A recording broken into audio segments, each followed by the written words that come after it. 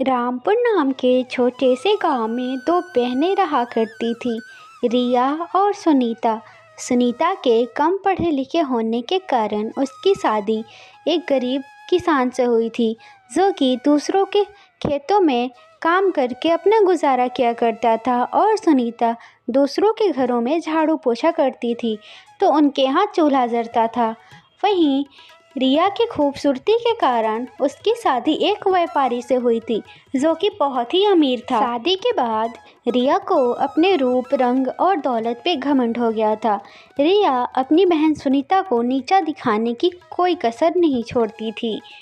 सुनीता जब भी रिया के घर जाती, रिया उसे हर वक्त नीचा दिखाती रहती थी।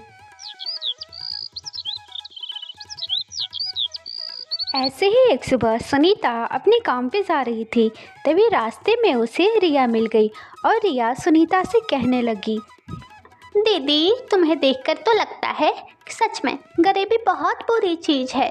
और देखो तो तुम्हारे हाथ भी कितने कठोर हो गए हैं दूसरों के यहाँ काम करते करते। और कपड़े, लग तो ऐसे रहा है दीदी कि जैसे वर्षों के तुमने ये कपड़े बदले ही नहीं हैं। रिया, यह तुम क्या कह रही हो? हाँ, हम गरीब हैं, लेकिन हम मेहनत से कमाते हैं। भगवान ने हमें जितना दिया है, हम उतने में ही खुश हैं। हाँ हाँ दीदी, तुम्हें देखकर तो लगता है तुम कितनी खुश हो। वैसे भी तुम्हारे जैसे गरीब लोगों के साथ मेरा बात करने का कुछ मन ही नहीं करता। मेरी तो आदत ही नहीं है तुम जैसे गरीबों से बात करने की। मैं और रमेश जी शहर के बड़े बड़े लोगों के साथ उठते बैठते हैं। कहाँ तुम लोग मिट्टी में सने लोग, तुम्हारे जैसे लोग तो मेरे घर में आते भी नहीं हैं। रिया के मुंह से ऐसी बातें सुनकर सुनीता की आंखों में आंसू आ जाती है, लेकिन सुनीता कुछ नहीं कहती, क्योंकि वह जानती है कि रिया अब बदल चुकी है। सुनीता वहाँ से अपने काम पे चली जाती है। ऐसे ही वक्त बीतता है। सुनीता के पति राजू की तबीयत अचानक बहुत तेज़ खराब हो गई। कई दिनों तक इलाज कराने के बाद घर की जमा पूंजी सब खाली हो चुकी थी।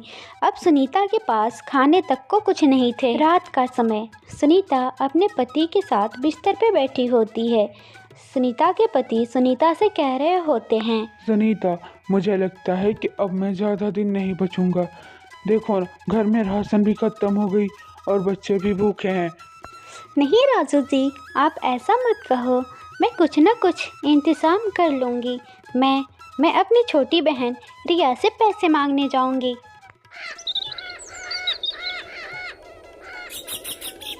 फिर क्या था, अगली सुबह सुनीता रिया के घर जाती है। वही रिया सुनीता को देखकर सुनीता से कहती है, ओहो दीदी, बताओ इस बार किस लिए आई हो? रिया, राजू की तबीयत बहुत ख़राब है। हमारे पास खाने तक को पैसे नहीं हैं।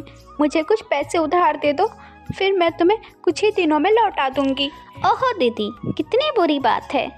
लेकिन अफसोस, मेरे पति घर के सारे जमा पूंजी लेकर गांव में ज़मीन खरीदने गए हैं। अगर तुम थोड़ी देर पहले आती तो शायद मैं तुम्हारी कुछ मदद कर पाती। रिया, यह तुम क्या कह रही हो? तुमसे तो थोड़ा बहुत मिल ही सकता है।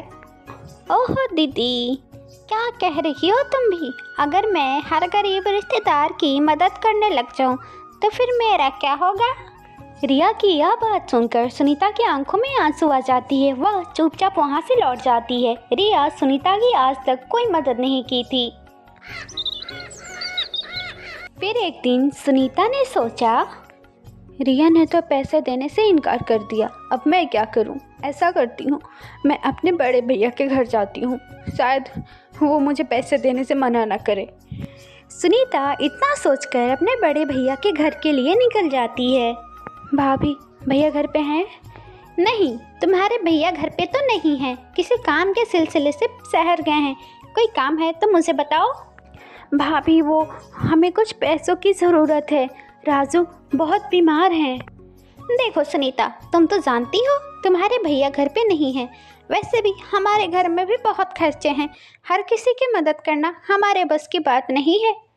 भाभी, आप ऐसा मत कहो। मैं कसम खाती हूँ, जैसे ही हालात सुधरेंगे मैं आपके सारे पैसे लौटा दूँगी। अरे सुनीता, मैंने तुमसे बोल दिया ना, हमारे पास पैसे नहीं हैं। एक बार बोलने से तुम्हें समझ नहीं आता? और भी कुछ तुम्हें सुनना है क्या? सुनीता की आंखों से आंसू टपक पड़ते हैं। वह चुपचाप वहां से चली जाती है और अपने घर के दरवाजों पे बैठ जाती है। सुनीता को कुछ समझ नहीं आता है कि वो क्या करे। तभी रामपुर गांव में एक साधु बाबा आते हैं भिक्षा के लिए। बाबा को देखकर तो ऐसा लग रहा था कि वो 3-4 दिनों से कुछ खाए नहीं थे। बाबा चलते चलते रिया के हवेली के पास जाते हैं और रिया दरवाजे पे खड़ी होती है। साधु बाबा रिया से कहते हैं, कुछ भिक्षा दे दो, कई दिनों से भूखा हूँ। चले आते हैं कहीं से भी, ये हवेली कोई दानशाला नहीं है, चलो भागो यहाँ से। यह सुनने के बाद भी साधु बाबा कुछ क्षण तो खड़े रहते हैं, लेकिन निराश मन से वहां से निकल जाते हैं। कुछ देर चलने के बाद वह सुनीता के झोपड़ी के पास पहुंचते हैं। बेटी, मैं कई दिनों से भूखा हूँ, कुछ खाने को मिलेगा? बाबा आप बैठ जाइए, मेरे पास ज़्यादा कुछ तो नहीं है, लेकिन मेरे पास जो भी है आप उसे स्वीकार कीजिए। फिर सुनीता घर के अंदर जाती है और उसके घर में जो भी खाने की चीज़ें थी वो लाकर बाबा को दे देती है। बेटी, तुमने तो मेरा हृदय प्रसन्न कर दिया। बताओ, अब मैं इस उपकार का बदला कैसे चुकाऊं? बाबा मेरे पति बहुत दिन से बीमार हैं। मैंने सबसे मदद मांगी पर किसी ने भी मेरी मदद नहीं की। आप बस उन्हें आशीर्वाद दे दीजिए ताकि वह जल्दी ठीक हो जाए और मुझे कुछ नहीं चाहिए। फिर क्या था, साधु बाबा अपने झोली में हाथ डालते हैं और उसमें से एक मिट्टी का घड़ा निकालते हैं और सुनीता को दे देते हैं। बेटी, ये घड़ा तेरे लिए है। बाबा इस घड़े का मैं क्या करूँगी? मेरे घर में तो पहले से ही घड़े रखे हुए हैं। बेटी, ये कोई ऐसी वैसी घड़ा नहीं है, यह एक चमत्कारी घड़ा है। इससे तुम्हारी हर दुख परेशानी खत्म हो जाएगी। इतना कहते ही साधु बाबा वहाँ से गायब हो जाते हैं और सुनीता घड़ा लेकर अंदर चली जाती है। उसके रूम के अंदर जाते ही उसका पति उठकर बैठ जाता है। सुनीता, सुनीता, ये तो चमत्कार हो गया। मैं खुद को स्वस्थ महसूस कर पा रहा हूँ। सुनीता, सुनीता, ये तो चमत्कार हो गया। क्या जी, आप सही कह रहे हैं? आप ठीक हो गए, आप स्वस्थ महसूस कर पा रहे हैं। इसका मतलब साधु बाबा ने बिल्कुल सही कहा था। ये मटका घर में आते ही मेरी सारी मुसीबतें दूर हो जाएंगी। और साथ में साधु बाबा ने ये भी कहा कि इस मटके में से जो भी निकलेगा वो हमारा होगा। क्या सुनीता, ये तुम क्या कह रही हो? किस साधु बाबा की बात कर रही हो तुम? वो हमारे दरवाजे पे एक साधु बाबा आए थे। उन्होंने मुझसे भिक्षा मांगी। भिक्षा के बदले उन्होंने मुझे यह मटका दिया और कहा मटके में से जो भी निकले वो हमारा होगा। आइए ना, हम मटके से कपड़े निकालते हैं और देखते हैं मटके में से क्या निकलता है। सुनीता का इतना कहना ही था कि मटके से कपड़े खुद ब खुद हटने लगते हैं और मटके में से जो निकला उसे देखकर सबकी आंखें चकाचौंध हो जाती हैं। हे ऊपर वाले, ये मैं क्या देख रही हूँ? क्या ये सच में सोने के सिक्के हैं? ए जी, वो बाबा जो साधु बाबा आए थे वो हमारे लिए किसी भगवान से कम नहीं थे। देखो ना, वो हमारे कर्मों का फल देकर गए हैं। अब तो हमारा भाग्य ही चमक जाएगा। लेकिन सुनीता बहुत ही समझदार थी। उसने तुरंत ये फैसला किया कि वह इस धन का उपयोग लापरवाही से नहीं करेगी, बल्कि वह इस धन से एक व्यवसाय चालू करेगी जिसका उपयोग अच्छा हो सके और उसका यह धन बना रहे।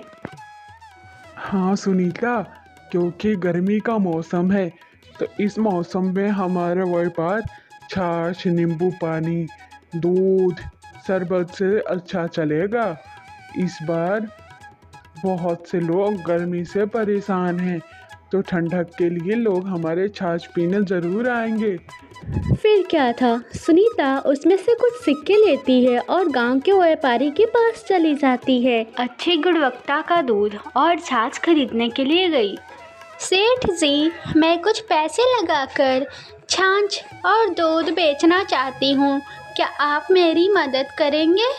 सेठ ने सुनीता की ईमानदारी देखते हुए कहा, हाँ बिल्कुल बहन, अगर तुम ईमानदारी से काम करोगी तो मैं तुम्हारी मदद ज़रूर करूँगा और मैं तुम्हें दूध ज़रूर दूँगा बहन, अगर तुम साफ सफाई और ईमानदारी से काम करोगी तो। फिर सुनीता गांव में ही एक छोटी सी दुकान कर लेती है। पहले ही दिन सुनीता की छाछ और लस्सी की बिक्री इतनी हुई कि वह खुद भी हैरान रह गई और सुनीता की मेहनत और ईमानदारी देखकर गांव के लोग भी आपस में उसकी सराहना करते नहीं थकते थे। लेकिन जब यह खबर उसकी छोटी बहन रिया के पास पहुंची तो वह जल भून गई।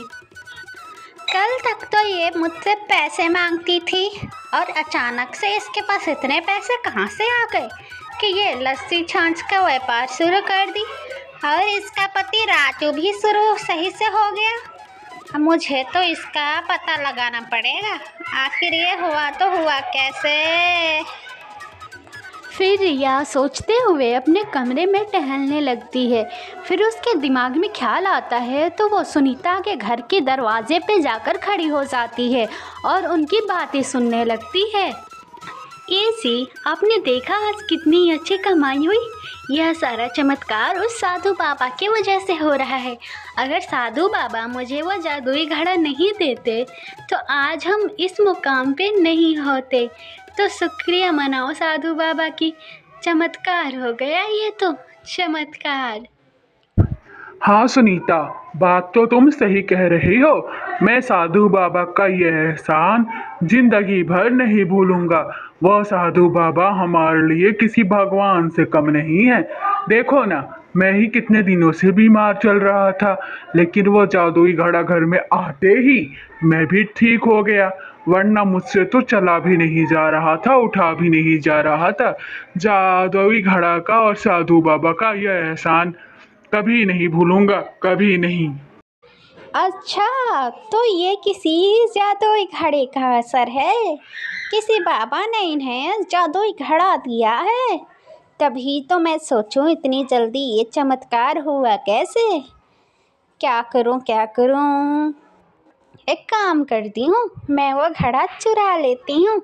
जब ये लोग सो जाते हैं तो मैं वो घड़ा लेके चली जाऊंगी। तब तक मैं यहीं इंतज़ार करती हूँ इनके सोने का। आज तो मैं घड़ा चुरा कर ही रहूँगी। फिर क्या था, रिया वहीं खड़ी होकर इंतज़ार करने लगती है। फिर जैसे ही वे लोग सो जाते हैं, रिया घर के अंदर जाती है और जादुई घड़ा को जैसे ही हाथ लगाती है, जादुई घड़े से आवाज़ आती है। ए लालची घमंडी औरत, धन का घमंड दिखाने वाले लोग हमेशा दुखी रहते हैं। असली अमीरी मेहनत और ईमानदारी में होती है। अगर तूने यह अपनी बुरी सोच नहीं बदली तो यह घमंड तुझे बर्बाद कर देगा। यह सुनकर रिया के हाथ पैर कांपने लगते हैं। वह सब कुछ छोड़ छाड़ के तुरंत ही वहाँ से भाग गई और वह यह बात उसने किसी से नहीं बताई। फिर अगली सुबह रिया ने अपनी खास नौकर मोहन को बुलाया और मोहन से बोली, मोहन, ये सुनीता की दुकान बहुत तेज़ी से चल रही है और मैं यह बिल्कुल भी बर्दाश्त नहीं कर सकती। कोई मुझे ऐसा तरकीब बताओ कि सुनीता की दुकान बंद हो जाए। फिर मोहन थोड़ी देर सोचता है, फिर वह अपनी तरकीब बताता है। मालकिन, अगर लोगों को लगने लगे कि सुनीता के छाछ गंदे पानी से बन रहे हैं तो उसकी दुकान अपने आप बंद हो जाएंगी। तो सच कह रहा है मोहन, अगर लोग ही उसके दुकान पे आना बंद कर देंगे तो वह खुद गरीब हो जाएगी। लेकिन यह काम हमें चालाकी से करनी होगी। फिर अगले ही दिन रिया अपने कुछ नौकर और गांव के कुछ चालाक और लालची लोगों को बुलाकर उन्हें पैसे देती है और कहती है कि उन्हें सुनीता के दुकान पे जाकर छाछ पीनी है और ज़ोर ज़ोर से चिल्लाकर लोगों को यह बतानी है कि उसकी छाछ बहुत गंदी लग रही है और गंदे पानी से बनते हैं। तभी सुबह सुबह सुनीता ने अपनी दुकान खोली। धीरे धीरे ग्राहक उसकी दुकान पे आने लगे। फिर कुछ देर बाद ही रिया के भेजे हुए लोग उसकी दुकान पे आ गए और छाछ पीने लगे। अरे यह क्या, इस छाछ में से तो कुछ अजीब सा स्वाद आ रहा है। हाँ, ये बिल्कुल सही कह रहा है। छाछ में से तो कुछ अजीब सा महक भी आ रहा है। सुनीता, यह तुम कैसी छाछ बेच रही हो? तभी दुकान पे खड़े और लोग भी चौंक जाते हैं। तभी उसमें से एक आदमी बोला, अरे भाई, यह तुम क्या कह रहे हो? मैंने तो सुना था कि सुनीता के छाछ बड़े अच्छे होते हैं, लेकिन मुझे तो इसमें कुछ मिलावटी लग रही है। भाइयों, यह आप क्या कह रहे हैं? मेरे छाछ में तो कोई खराबी नहीं है। अगर आपको यकीन ना हो तो मैं आपके सामने छाछ निकाल कर पिलाती हूँ। लेकिन उन पे सुनीता की बातों का कोई असर नहीं हुआ, क्योंकि रिया के लोग तो पहले से ही यह अफवाह फैलाने आए थे कि सुनीता के छाछ बहुत घटिया और लाभदायक नहीं है। जाते जाते वो लोग ये भी कहते जा रहे थे, भाइयों, याद रहे, इस सुनीता के छाछ मत पीना। इसमें मिलावटी है, ये गंदे पानी से बन रहे हैं। इसे पीकर तुम लोग बीमार पड़ जाओगे। इसकी छाछ मत पीना, मत पीना। फिर क्या था, गांव के लोग भी यह सारी बातें सुनकर डर गए। धीरे धीरे सुनीता के दुकान में ग्राहक कम आने लगे, लेकिन सुनीता भी चुप रहने वालों में से नहीं थी। वह समझ चुकी थी ये किसी न किसी की चाल है जो उसे बदनाम करने की साजिश कर रही है। फिर सुनीता ने एक योजना बनाई। अगले दिन वह खुद गांव के लोगों के घर घर जाकर वह फ्री में छाछ देने लगी। आप लोग मेरी छाछ ये लो, फ्री में पीकर देखो। देखो इसमें क्या खराबी है, मैं तो बहुत अच्छा छाछ बनाती हूँ, आप लोग पीकर देखो। फिर क्या था, गांव वालों ने छाछ पी और उन्होंने पाया कि इसमें कोई खराबी नहीं है। वो सारे समझ गए कि ये कोई ना कोई साजिश हो रही है सुनीता के खिलाफ। सुनीता भाभी, हमें माफ कर दो। हम कुछ अफवाहों के झंझट में आ गए थे, लेकिन आपका छाछ तो बहुत बढ़िया है। सुनो रे गांव वालों, सुनीता भाभी के छाछ बहुत बढ़िया है। तुम लोग सुनीता भाभी के छाछ पीने जरूर जाना। ये लोग कुछ हैं जो सुनीता भाभी को बर्बाद करना चाहते हैं। ये सारे गलत अफवाह है। सुनीता भाभी बहुत अच्छा छाछ बनाती हैं। फिर क्या था, इसके बाद से सुनीता की दुकान पे फिर से पहले जैसी भीड़ लगने लगती है और छाछ और लस्सी की बिक्री खूब होती है। सुनीता के मेहनत और ईमानदारी ने सबका विश्वास फिर से जीत लिया।